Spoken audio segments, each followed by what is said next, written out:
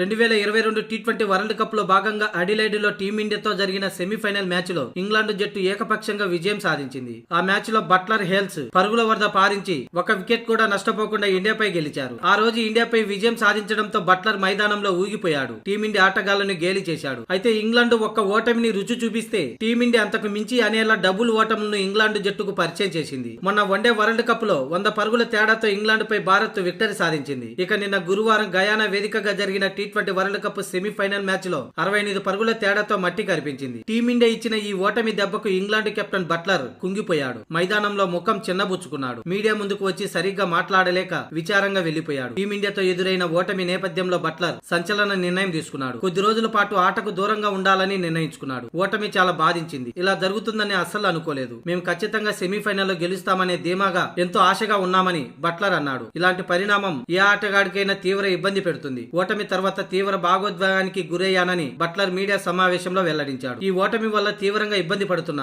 భారత జట్టు మాపై అన్ని విభాగాల్లో ఆధిపత్యం ప్రదర్శించింది. ఇక వాస్తవాలు మాట్లాడుకోవాలంటే కొద్ది రోజుల పాటు ఆటకు దూరంగా ఉండాలని నిర్ణయం తీసుకున్నానని జోస్ బట్లర్ పేర్కొన్నాడు. ఈ ఓటమి నాకు అనేక పాఠాలు నేర్పింది. అయితే దాని గురించి లోతుగా చర్చించాల్సిన అవసరం లేదు. కాకపోతే ఇప్పుడు సమయం కాదు. తీవ్రమైన ఒత్తిడి, మానసిక ఉద్వేగంలో ఉన్నాను కాబట్టి ఇప్పుడు నాకు విరామం కావాలని జోస్ బట్లర్ వ్యాఖ్యానించాడు. మొత్తానికి ఈ సెమీఫైనల్ ఓటమితో జోస్ బట్లర్ కు కెప్టెన్సీ పదవి ఊడిపోవడం ఖాయంగా కనిపిస్తుంది. ఎలాగూ ఇంగ్లాండ్ బోర్డు తనను కెప్టెన్సీ నుంచి తప్పిస్తుంది కాబట్టి విశ్రాంతి పేరుతో కొద్ది రోజుల పాటు దూరంగా ఉంటాడని నెటిజన్లు భావిస్తున్నారు.